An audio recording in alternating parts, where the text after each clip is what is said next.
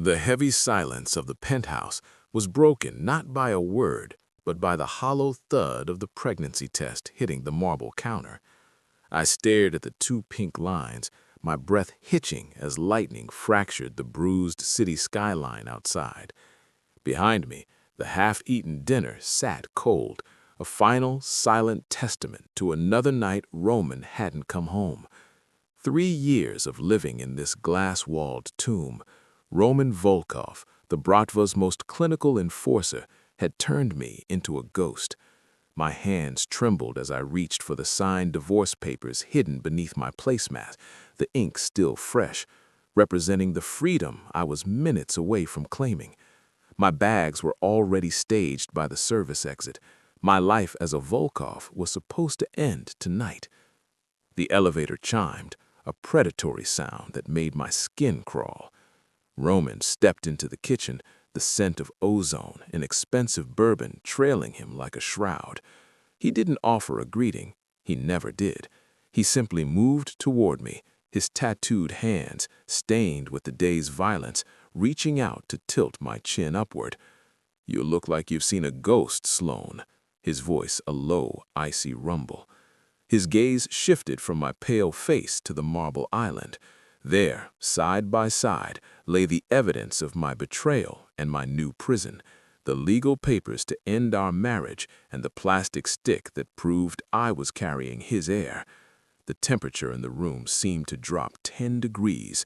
I saw the moment his cold eyes darkened with a terrifying, possessive light. I wasn't just his wife anymore. I was his most prized acquisition, and Roman Volkov never let go of what belonged to him. Roman didn't speak for an eternity. He simply stood there, his 6'3" frame casting a shadow that swallowed the kitchen whole. The Cyrillic tattoos crawling up his forearms seemed to pulse in the dim light. Those hands had broken bones and signed death warrants. Now they trembled with something I'd never seen in him: uncertainty. "Explain," he said, finally, his accent thickening the word into a command. My throat closed.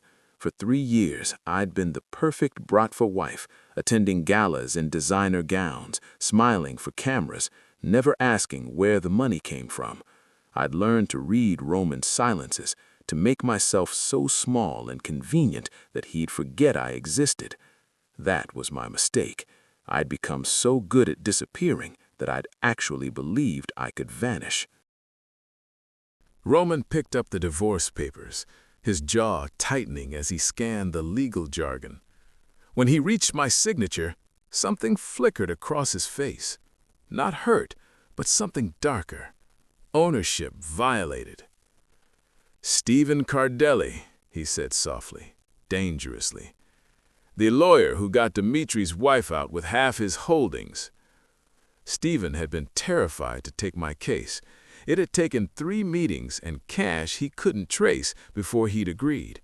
The plan was simple: serve Roman while he was in Moscow for 3 days. By the time he returned, I'd be on a red-eye to Seattle with a new name and evidence that could put him away for life. But the baby changed everything. He set down the papers and reached for the pregnancy test, his scarred fingers closing around it with shocking gentleness. "How long have you known?" "An hour, maybe 2. I wasn't feeling well this morning. I thought it was stress from the plan. I took the test while you were gone and you were still going to leave." Not a question, an accusation. "Yes." The slap never came. Roman wasn't that kind of monster. Instead, he simply nodded, as if I'd confirmed something he'd always suspected, that I was weak, ungrateful. He pocketed the test like a casino chip. "Sit down, Sloane." I sat.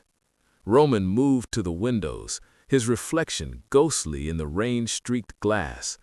Beyond him, Moscow glittered like a kingdom he controlled.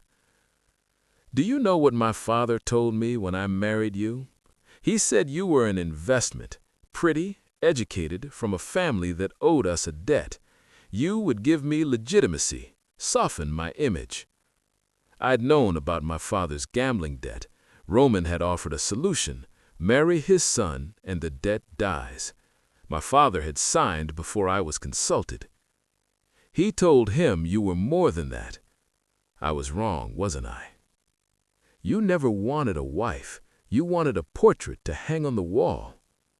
Roman turned, and the look in his eyes made my breath catch. For the first time in 3 years, I'd surprised him. Perhaps I never gave you reason to be more. His phone buzzed. Whatever softness had appeared vanished instantly. We're not done, but I have a situation. Don't leave this penthouse. Security has orders to escort you back if you attempt to exit. He walked toward the elevator. Just before the doors closed, he looked back. Congratulations. You're carrying the next Volkov heir. Everyone will know by morning. 6 weeks earlier, I'd sat in a coffee shop watching Stephen Cardelli's hands shake as he opened my folder. Bank statements, property deeds, a USB drive with 3 years of evidence. Every unexplained deposit, every coded conversation, every late-night visit from men with blood on their shoes. "Mrs. Volkov," Stephen had whispered, "your husband is the Bratva's iron fist. If he discovers you came to me, he won't." I pushed 50,000 in cash across the table. "File while he's in Moscow. I disappear before he returns." The marriage had started as a transaction, but I'd been naive enough to hope for more. Roman had been almost charming during our brief courtship. I'd mistaken observation for interest. The wedding night destroyed that fantasy. Roman had been mechanical. When finished, he'd left without a word, leaving me with the realization I'd signed away my life for my father's mistakes. 3 years of emotional isolation followed. Roman provided everything material but withheld everything that mattered. Conversation, warmth, simple acknowledgement I existed beyond decoration. If you can't stand people who treat others like possessions instead of people, hit that subscribe button and let me know in the comments. Type, "Nobody deserves that," because what happened next only got worse. I'd adapted by making myself smaller, invisible while gathering pieces of my escape. It had almost worked. Now I stood at the window. Somewhere out there was the anonymous Seattle apartment, the museum job, the freedom I'd almost claimed. The baby had killed it as surely as a bullet. But standing there, my hand moving to my stomach, I felt fierce protectiveness. This child hadn't asked to be a pawn in Roman's world. The elevator chimed. Alexei, Roman's younger brother, emerged. Where Roman was ice, Alexei was fire. "Sister," he said mockingly, "Roman sent me to collect something." He grabbed the divorce papers, scanning them before whistling. Bold move. Stupid, but bold. I had to try. "And now you're carrying a Volkov. Everything changes." Does it? Or does it give Roman one more thing to control? Alexei's expression shifted. "You don't know my brother. Roman doesn't form attachments. It's how he survives. But this baby, this is a weakness, and when Roman feels something, people die." His phone buzzed. "Stay inside. We have a situation." The morning I discovered the pregnancy started like any other. Roman gone before dawn. The nausea hit while I reviewed escape logistics. I'd blamed nerves, but when it happened again the next morning, cold suspicion formed. 2 pink lines, stark against white plastic. My first thought, how long until he finds out? A baby changed everything. Roman might barely acknowledge me, but an heir, that was dynasty, legacy, everything the Bratva valued. The evidence couldn't be used now. Sending my child's father to prison painted a permanent target on my back. Bratva families had long memories. The only option, run before Roman discovered it, but I'd been too slow. Hours after Roman's discovery, I sat in darkness, terrified, not just of Roman's possessiveness, but of what kind of mother I could be in this world built on violence. The bedroom door opened. Roman in tactical gear. "Get dressed. We're leaving." "Where?" "Don't ask questions." Minutes later, he explained. "The Kozlov family found out about the baby. They see an opportunity. We're moving to a safe house." The Kozlovs were rivals. I'd just become a weakness. "How did they find out?" "There's a leak. Someone told them before I could control the narrative." He grabbed my arm firmly. "You're a target now, Sloane. Both of you."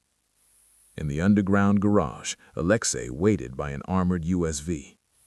"Everything's ready," he told Roman, then glanced at me. "How are you feeling, sister?" "Like a prisoner. You're the most valuable asset in Moscow. There's a difference." "Is there?" "Because it feels exactly the same." Roman met my eyes with something raw. "Get in the car. We can argue when you're not in danger." If you believe freedom is a right, not a privilege, hit that subscribe button. People like Roman won't, and you need to hear what happened when she finally understood the game she was playing. The safe house was hidden in forest outside Moscow. High walls, armed guards, enough firepower to repel an army. Inside, surprisingly cozy. Wood floors, a working fireplace, lived-in furniture. Roman disappeared into a command center. Hours later, he emerged looking haggard. "You should eat." "I'm not hungry." "The baby needs—" "Don't pretend you care about this baby beyond what it represents. What I care about is irrelevant. You're pregnant with a Volkov heir. That means protection whether you like it or not. You'd prefer I let the Kozlovs take their shot? They see an opportunity to hurt you permanently through you." He moved to the refrigerator, preparing food. I watched stunned as the Bratva's enforcer made chicken and vegetables. "I didn't know you could cook." "There's a lot you don't know about me, just as there's a lot I didn't know about you. Stephen Cardelli, evidence gathering, meticulous escape plans. You treated me like furniture, beautiful furniture you polished for show but never used. Was I supposed to accept that forever? I gave you everything, everything except a reason to stay. You gave me a pretty cage, but never you, never tried." Roman's hand stilled. "You're right. I treated you as obligation rather than person. It was easier than the alternative."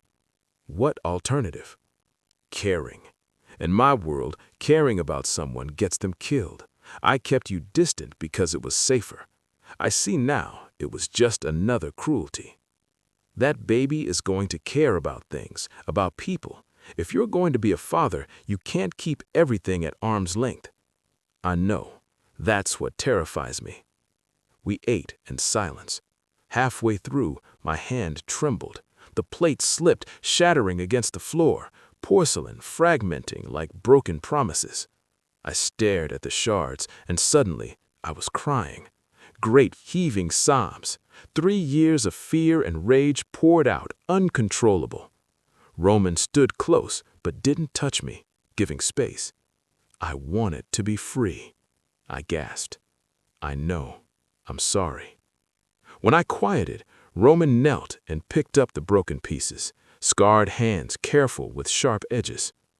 "Tomorrow, we figure out how to end the Kozlov threat and how to be something other than what we've been." He stood.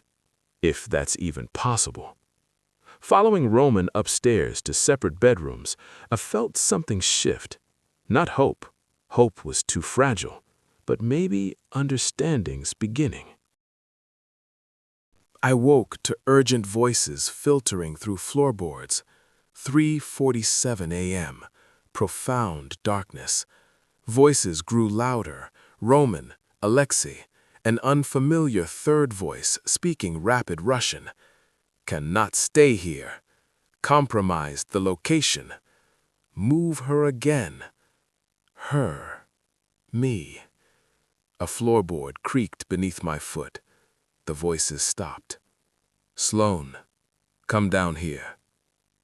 The living room looked like a thriller. Roman and Alexei over maps and photographs, a third man with a tablet, all armed, ready for action. "How much did you hear?" "Enough to know we're compromised."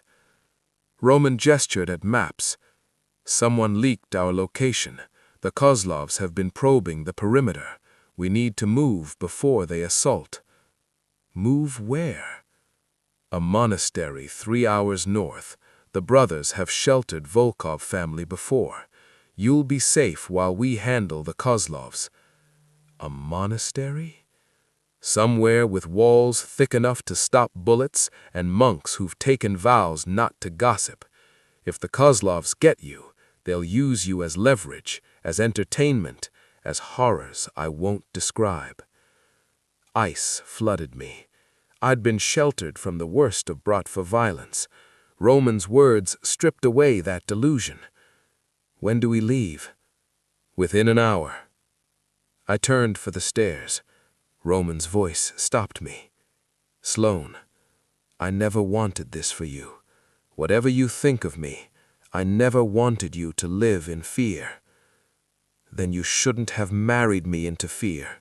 You can't build a life on violence and expect people to feel safe."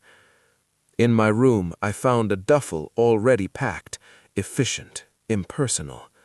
Alexei knocked. "He's trying, you know. This whole thing, the baby, you leaving, it's broken something in him." "Good. Maybe he should know what that feels like." You should know, Roman's never cared about anything the way he's starting to care about this, about you. And in our world, that kind of caring gets people killed. Is that supposed to comfort me? It's a warning. Roman's going to make mistakes trying to protect you. He'll be overbearing, controlling, but it's coming from somewhere real, even if he doesn't know how to express it. Why are you telling me this? Because Roman spent so long being the enforcer that he's forgotten how to be human. This baby is forcing him to remember, and that's going to be painful for both of you. After he left, I sat processing everything. Roman's possessiveness, Alexei's insight, the baby that had become something more than a life sentence. I'd wanted to matter, not as wife or carrier of heirs, but as Sloane. The question was whether Roman could see that. The monastery was medieval stone walls, orthodox icons, and profound silence. The brothers asked no questions, simply showed me to a sparse room overlooking snow-dusted pines. Roman stayed 2 hours, coordinating security. When he came to my room, he looked exhausted. "You'll be safe here. I'll have men in the forest, but hidden. To anyone watching, you're just another pilgrim." "How long?" "As long as it takes to eliminate the Kozlov threat." He paused.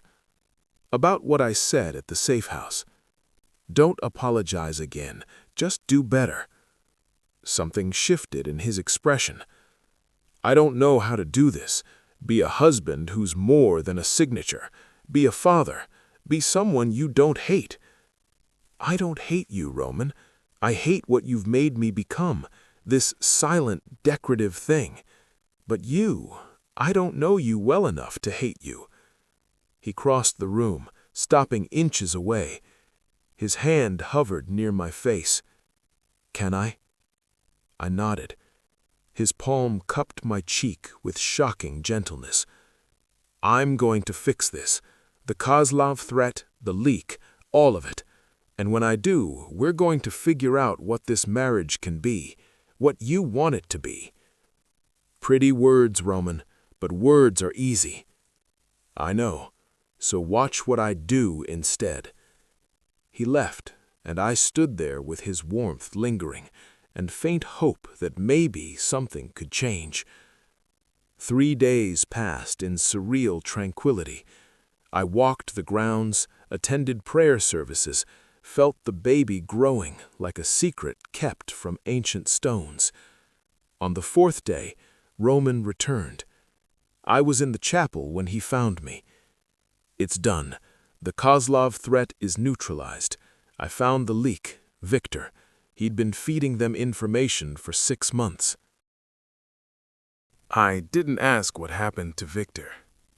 We can go home, back to Moscow, or somewhere else, somewhere you choose. I have properties outside Russia. If you want distance, I can give you that. You'd leave Moscow? Not permanently, but I can delegate more, spend less time being the enforcer, and more being whatever you need me to be. Comment second chances if you're Team Sloane. The cold neglect can't win. Now watch what happens when she finally fights back. I want to go back to Moscow, but not to the penthouse. Somewhere that feels like home instead of a showroom. Done. And I want a life outside being Mrs. Volkov. I studied art history. I want to work, to use my degree. I'll make it happen. And the baby, our child, doesn't grow up afraid, doesn't think violence is the only way. If you can't promise that, then maybe we should talk about distance. Roman was quiet. I can't promise to be perfect. I can't erase what I am, but I can promise to try, to be better than I've been, to give our child something closer to normal. Then that's where we start. The new apartment was in a quieter district. High ceilings, old moldings, parquet floors, windows overlooking a park instead of skyline. It felt human. Roman kept his word about work. Within a week, I had a consulting position at the Pushkin Museum, curating an exhibition on Italian Renaissance art. But changing who he was proved harder. 2 weeks later, I woke at 3 a.m. to find him in the study, staring at security monitors with a gun beside his laptop. Roman? He startled. Go back to bed. Everything's fine. It's not fine if you're sitting here with a weapon at 3 a.m. Old habits. Just because the Kozlov threat is neutralized doesn't mean there aren't others. I pulled a chair beside him. Is this what it's always going to be? You waiting for the next threat? I'm transitioning out of enforcement. Alexei can handle most of it, but it takes time without looking weak. In our world, weakness gets you killed. In any world, paranoia destroys you from the inside. He looked at me, and I saw real fear. I almost lost you before I even had you. You were going to disappear, and I would never have known why. That terrifies me more than any rival family. Then let me in. Stop protecting me from truth and start trusting me to navigate it with you. I'm not fragile. I survived 3 years of isolation. I planned an escape from the Bratva. I'm stronger than you think. I know. That's what scares me most. Over following weeks, we developed a rhythm. Roman taught me the real structure of the Bratva, the brutal economics of it. I taught him how to have conversations that weren't transactions, how to touch without claiming ownership. It wasn't easy. Roman still defaulted to commands. I still flinched sometimes when he came home late. But slowly, we built something resembling partnership. The baby became real at 20 weeks when the ultrasound showed a small fist pressed against my ribs. A girl, the technician said. In the car afterward, Roman was quiet. I don't know how to raise a daughter in this world. Sons, I understand. You teach them to be hard. But a daughter? You teach her to be strong without being cruel, to value herself beyond what men think, to choose her own path. Like her mother. Especially like her mother. That night, Roman burned the divorce papers. We stood in the fireplace's glow, watching my signature curl and blacken. Unlike before, it didn't feel like defeat. It felt like choice. I want to renew our vows, Roman said. Do it properly this time. Not a business transaction, but a real commitment. Yes, but we write our own vows. No priest, no traditional ceremony, just us saying what this actually means. A genuine smile transformed his face. Deal. The peace lasted 6 weeks. I was at the museum reviewing Renaissance sketches when Alexei appeared in the doorway, jarring among the delicate artworks. We need to go, now. In the car, he explained. Pavel Kozlov, the old man's youngest son, has been building alliances. He's targeting Roman through you. We arrived at a safe house, a different one, more fortified. Roman was already there, surrounded by armed men and battle plans. Sloane. Relief flooded his face when he saw me. Thank God. What's happening? Pavel wants revenge for his family. He's orchestrated a coordinated attack on our holdings, our allies, and you. He thinks taking you will break me. Will it? Roman pulled me close, his hand protective on my stomach. Yes, which is why we're ending this tonight. How? By giving him what he wants, or making him think he's getting it. The plan was audacious. Stage my kidnapping, let Pavel think he'd won, then use his moment of triumph to eliminate him and his entire network. I would be the bait. Absolutely not, I said immediately. I'm 6 months pregnant, Roman. This is insane. It's the only way to end this permanently. Otherwise, we'll be looking over our shoulders for years. Our daughter will grow up with armed guards and bulletproof cars and constant fear. And if something goes wrong, if Pavel decides to hurt me before you can intervene, then I'll burn Moscow to the ground finding you. Roman's voice was raw with emotion. But nothing will go wrong. I'll have men everywhere. You'll never be out of my sight. I looked at Alexei. You think this will work? I think it's dangerous as hell, but Roman's right. If we don't end this now, it never ends. Against every instinct, I agreed. The staged kidnapping happened 2 nights later.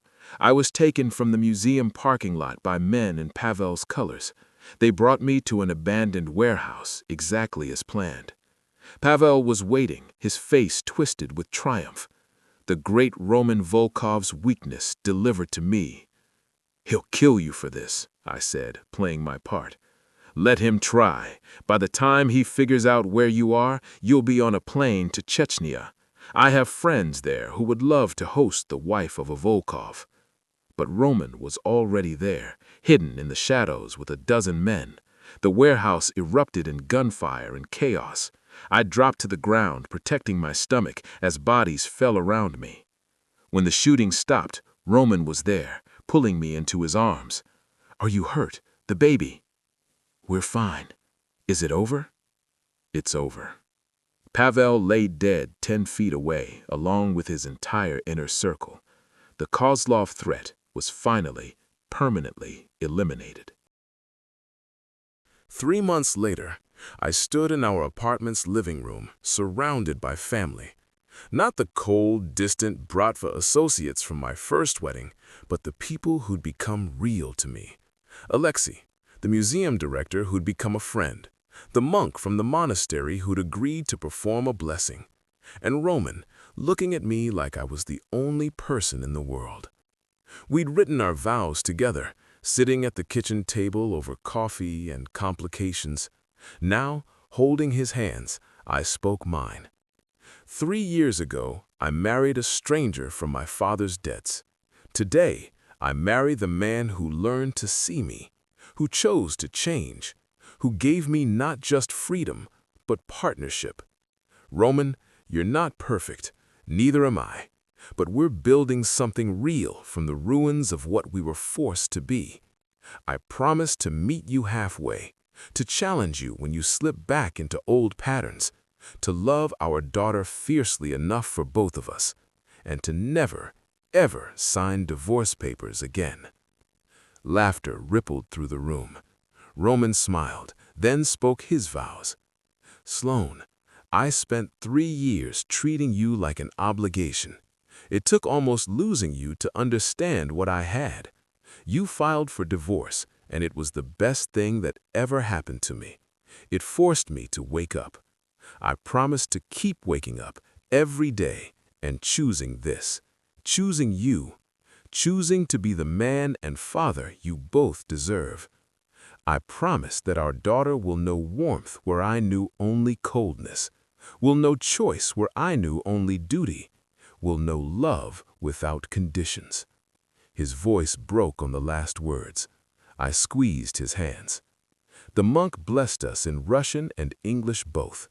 When he finished, Roman pulled me close, his hand on our swollen stomach where our daughter kicked in response. "She's impatient like her mother," he murmured. "She's stubborn like her father." 2 weeks later, Katerina Volkov was born at 3:47 a.m., screaming her arrival with impressive fury. Roman held her with shaking hands. This man who'd killed without hesitation, now terrified of a 7-pound infant. "She's perfect," he whispered. "She's ours," I corrected. Looking at them, my daughter and the man who'd learned to be her father, I thought about that night I'd planned to disappear. The signed papers, the packed bags, the desperate hope for freedom. I'd gotten freedom, just not the way I'd planned. Not by running away, but by standing my ground. Not by escaping the cage, but by demanding the bars be removed. Roman looked up at me, our daughter between us, and I saw in his eyes everything we'd fought for.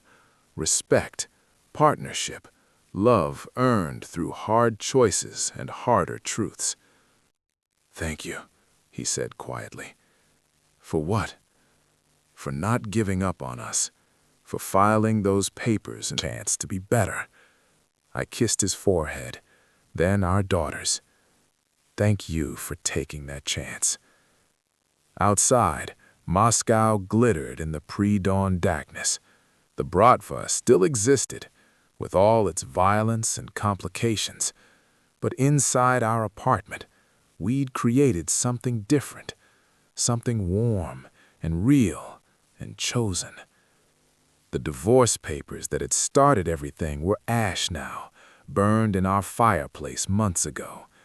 In their place, we'd built a marriage that was ours, messy and imperfect, and earned through every difficult conversation, every moment of choosing each other. Katerina made a small sound, her tiny hand wrapping around Roman's finger. He looked down at her with such fierce love that my breath caught. This was what I had wanted all along, I realized. Not escape, not freedom from him, but freedom with him. The freedom to be seen, to matter, to build a life that was more than just surviving. And watching Roman with our daughter, seeing the man he'd chosen to become, I knew we'd found it. The cold marriage was over. What we had now was something forged in fire, tested, tempered, and true.